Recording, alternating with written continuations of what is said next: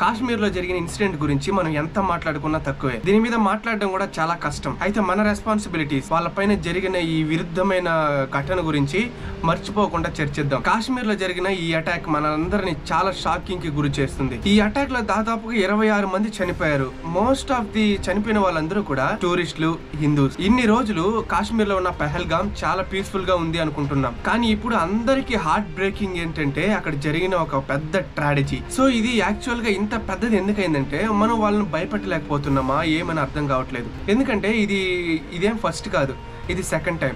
After 370 article తీసేసిన తర్వాత జరిగిన ఆ ఇన్సిడెంట్ లో సెకండ్ టైం. వాళ్ళకి ఇంకా అంత ధైర్యం ఎక్కడి నుంచి వస్తుంది? మనమే ఇస్తున్నామా? అండ్ ఈ యదవనా కొడుకులు చంపిన విధానం ఇంకా చాలా డేంజర్ కి గురి చేస్తుంది. వాళ్ళు పేర్లు కనుక్కొని మరి నువ్వు హిందువా అయితే చనిపో, అదే హిందూ పేరు వినబడితే వాళ్ళని అక్కడే చంపేశారు.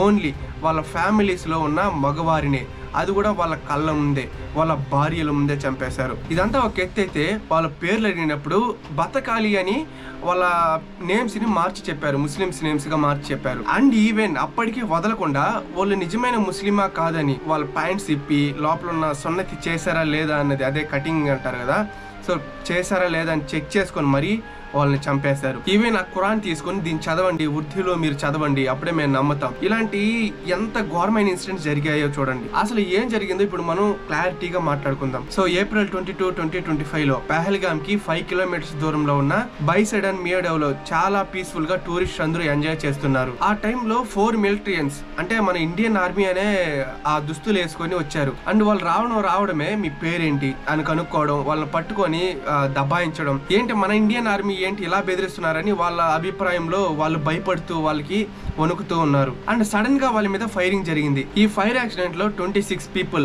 అందులో 24 పీపుల్ వచ్చి మన ఇండియన్సే. అండ్ ఒక నేపాలీ అతను కూడా చనిపోయాడు. ఇక్కడ టెరిఫైయింగ్ ఏంటంటే నీరజ్ ఉద్వాని 32 ఇయర్స్ ఓల్డ్, రీసెంట్ గానే మ్యారేజ్ అయింది. సో ఎంజాయ్ కోసం కాశ్మీర్ లో ఉన్న బాలేసర్, ఈ బైసరన్ ఏంటంటే ఒక మినీ కాశ్మీర్ అనుకోండి, మినీ కాశ్మీర్ లాగా ఉంటుంది. సో ఎంజాయ్ చేయడానికి అందరూ అక్కడికి వచ్చారు. తన భార్య ముందే అతన్ని కాల్చి చంపేశారు. అండ్ ఇంకొక ఆయన కూడా, ఆయన పేరు వచ్చి మంజునాథ్, 47 ఇయర్స్ ఓల్డ్. వాళ్ళు కూడా ఫ్యామిలీతో కూడా ఎంజాయ్ చేయడానికి కాశ్మీర్కి వెళ్ళారు. సో వాళ్ళు వ్లాగ్స్ కూడా తీశారనమాట. ఏం జరుగుతుంది, వాళ్ళు బోట్ ట్రిప్కి వెళ్తే దాన్ని వ్లాగ్ కూడా తీసి పెట్టారు. సో ఇక్కడ ఈమె దగ్గర నుంచి వచ్చిన ఇన్ఫర్మేషన్ ఏంటంటే ఆమె కళ్ళ ముందే తన భార్యని చంపేస్తారు కదా. సో ఆ టైంలోనే ఈమె కూడా నా భర్త లేదే నేను కూడా బతకలేను, నన్ను కూడా చంపేయండి అనేసి అడిగింది. సో అప్పుడు వాళ్ళు ఏమన్నారంటే, వెళ్ళి మేము చంపం, నిన్నైతే చంపం, వెళ్ళి మీ మోడీకి చెప్పుకో అన్న మాటలు చాలా ఇంకా రెచ్చగొడుతున్నాయి. సో దీనికి కారణం ఏంటి, వాళ్ళు ఎందుకు ఈ టైంలోనే స్టార్ట్ చేశారు, ఈ అటాక్ కి సంబంధించిన కారణాలు ఏంటి అని ఎతికితే 2019 లో జమ్మూ అండ్ కాశ్మీర్ కి స్పెషల్ స్టేటస్ ఇచ్చిన తర్వాత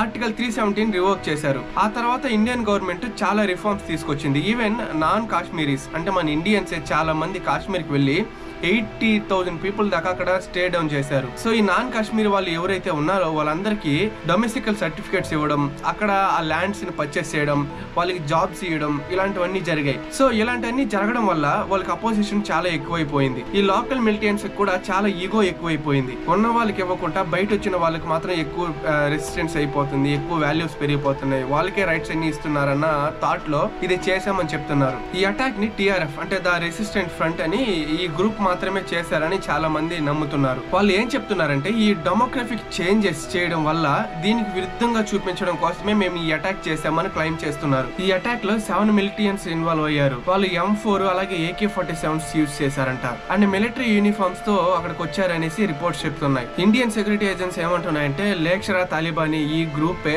ఈ అటాక్ కి మొత్తం చేసింది అని సస్పెక్ట్ చేస్తున్నారు. ఇండియన్ పాకిస్తాన్ బార్డర్ ని టూరిస్ట్ ప్లేసెస్ గా చేస్తున్నారు, దీనికి సపోర్ట్ చేస్తున్నారని ఒక బ్లేమ్ చేసింది. 2008 ముంబై అటాక్ తర్వాత సివిలియన్స్ ని టార్గెట్ చేసి చంపడం అనేది ఇదే సెకండ్ టైం.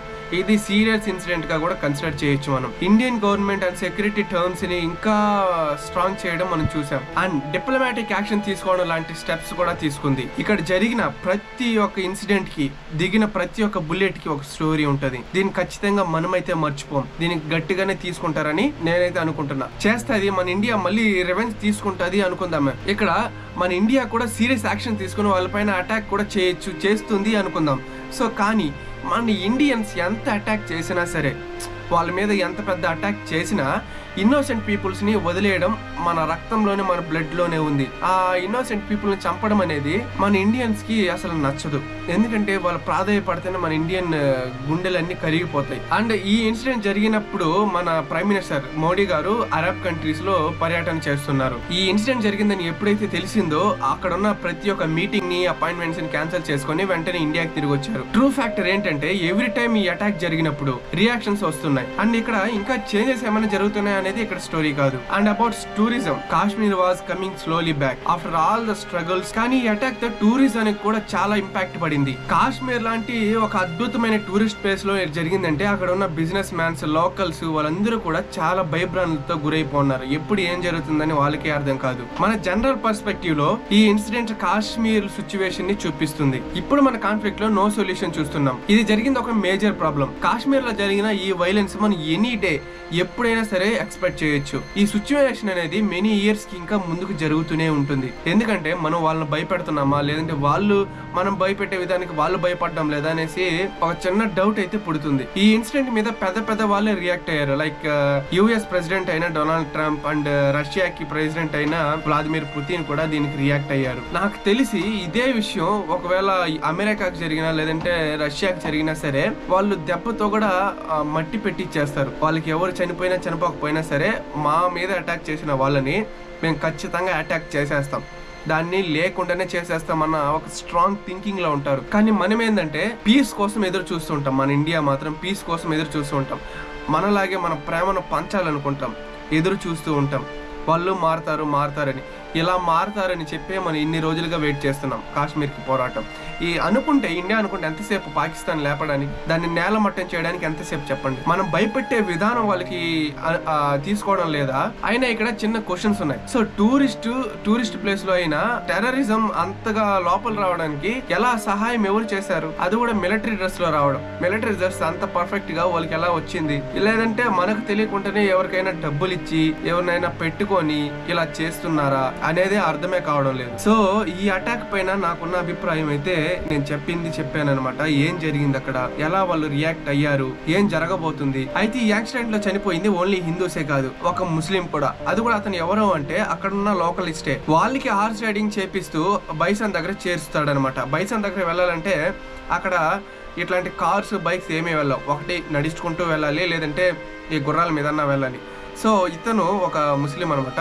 సో అతని పేరు వచ్చి సయీద్ అదిల్ హుస్సేన్. సో ఇతను ఏం చేశాడంటే ఇతను కూడా చనిపోయాడు. ఎలా చనిపోయాడంటే అక్కడ ఎవరైతే టూరిస్టులు ఉన్నారో వాళ్ళని కాపాడడానికి పోయి వాళ్ళ టెర్రరిస్టుల గన్ను లాక్కోవడంలో ఇతను ఫైట్ చేయడంతో అతను కూడా చంపేశారు. సో ఇక్కడ ప్రెసెంట్ సిచ్యువేషన్ ఏంటంటే హిందూ ముస్లిమ్స్ గొడవని కాదు. సో మనం అందరం ఒకటే.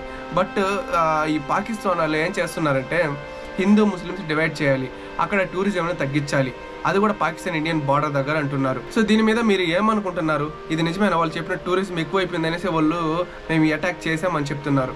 దీనికి రియాక్షన్ గా మనం కంపల్సరీగా రియాక్ట్ చేయాలి. ఇప్పుడు పాకిస్తాన్ లో కూడా ఇదే జరుగుతుంది, నెక్స్ట్ అటాక్ ఎలా చేయాలని. సో మన ఇండియన్ గవర్నమెంట్ కూడా ఈసారి గట్టిగానే వార్నింగ్ ఇవ్వాలని కోరుకుందాం. ఎందుకంటే ఇలాంటివి మళ్ళీ జరిగితే వాళ్ళకి ఇంకా అడ్వాంటేజ్ పెరిగిపోతుంది. వాళ్ళని ఇంకా భయపెట్టాలంటే ఎట్లా అంటే ఇంకోసారి ఇలా చేయకూడదు. అండ్ ఈవెన్ మన దగ్గర ఉన్న డిసడ్వాంటేజ్, వాళ్ళ దగ్గర ఉన్న అడ్వాంటేజ్ ఏంటంటే మనం చంపే ముందు ఒక నిమిషం ఆలోచిస్తాం ఎవరిని చంపుతున్నామని. కానీ వాళ్ళ దగ్గర అలా ఉండదు. కనిపించిన వాళ్ళని కనిపించినట్టు చంపుకుంటూ పోతున్నారు. సో ఇక్కడ జేడి వైన్స్ అనే అతను కూడా అమెరికా నుంచి వచ్చిన జేడి వైన్స్ కూడా పర్యటన చేస్తున్న టైంలో ఇలా జరగడం అనేది చాలా తట్టుకోలేని విషయం. సో పెద్ద కంట్రీస్ కూడా మనకు సపోర్ట్ చేస్తున్నాయని వాళ్ళు హామీ ఇస్తున్నారు. పెద్ద కంట్రీస్ ఏం అవసరం లేదు ఈ పాకిస్తాన్ కి. మనం ఇండియన్స్ ఒకటి చాలు చంపేయడానికి, మొత్తం పాకిస్తాన్ మొత్తం లేకుండా చేయడానికి. కానీ ఎందుకు ఇలా వెయిట్ చేస్తున్నారు మన ఇండియా? మళ్ళీ ఎందుకు వాళ్ళని ఇంతవరకు తీసుకొస్తున్నారు అనేదే నాకు ఇంకా ఒక విభ్రాంతిని కలుగు చేస్తూ ఉంది. సో దీని మీద మీరు ఏమనుకుంటున్నారు? వాళ్ళని ఖచ్చితంగా చంపేయడం అనేది నేను అనుకుంటున్నా.